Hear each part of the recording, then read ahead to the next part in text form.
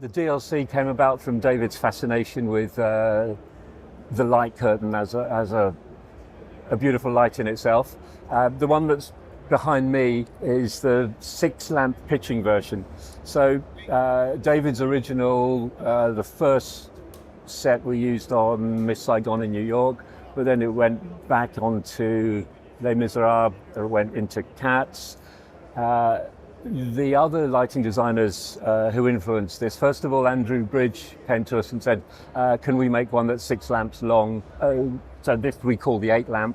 The shorter one was needed so that he could fit them into the house in Sunset Boulevard, where half the scenery flew in, and when it flew out, it obliterated the rest of the rig. So he needed to repeat the rig in the base.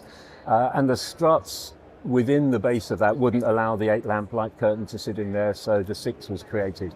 And then the next inspirational lighting designer that came along and said, I've got a great idea, was Richard Pilbrow, who for Showboat wanted a light curtain that moved in the other axis. Now, when he first proposed that idea, we thought he meant he wanted it to spin around its central axis. But of course we were all wrong, and what he really wanted it to do was to do what this one does, which is to pitch, to use the nautical or aeronautical terminology. Our first reaction was, why? And then Richard, being as eloquent as he was and as persuasive as he was, explained how you could create a fantastic sunset over a 20 or 30 minute queue, tipping 12, I think, of these over from one side to the other, from a sort of top 3/4 top light to a very warm, very deep backlight. He was very persuasive. The effect worked phenomenally well on stage. And that's how the picture was born. It did have a reputation for taking chunks out of people's arms occasionally. It does have some locking screws, but if you don't use them, then you can take some pieces out of your flesh. So at the time that the first light curtain came out, DMX really wasn't there for us to run moving lights with. The DMX protocol itself hasn't really changed since 1985, but desks weren't yet ready for coarse and fine control. So we were really battling with, or rather Philip Nye, I'll come back to his genius input into this in a minute, but he was battling with this idea that we've only got 256 steps in a frame of DMX, or a byte of DMX. And when you put something like this 8 meters off the deck and create a huge shaft of light, 256th step is a massive move up or down stage. Lots of other idiosyncrasies of DMX and moving lights at the time meant that Philip Nye not only designed all the hardware here and the firmware, but actually came up with a very simple lighting control protocol, which I would say to this day surpasses DMX in terms of what the information that you can pass down the line. Nearly everything that every lighting console is doing today is a workaround for the way that DMX sends signals, and this one actually did it from the beginning. So the software that's running on here is called Light Moves, and the protocol is called Light Talk. Largely because it was based on the ports that the Apple had at the time for Apple Talk. Apple Talk, Light Talk, there it is. Actually, what I can do here, let's wait for it to run a queue.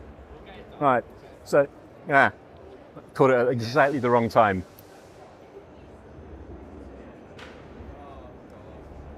I can pull the plug while it's executing a queue, because it's already been told what to do, and it's just getting on and doing what it's been told to do. So that, I think, was well ahead of its time. What else was ahead of its time? The ability to calibrate a scroller as accurately as this. And it was never about making fast rock and roll moves. It was always about making the slow, subtle moves without the stepping that we were getting with DMX. So that was its go-to-market, and it won some friends.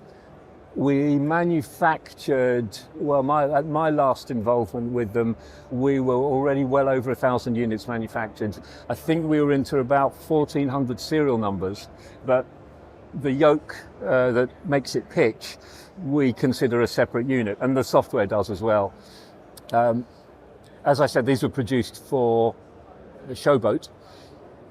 They were produced at a rate of knots, as things happened in theatre in those days. And while we managed to get the hardware turned around quickly enough, the best solution we had for the software was just to treat the pitching yoke as a separate unit.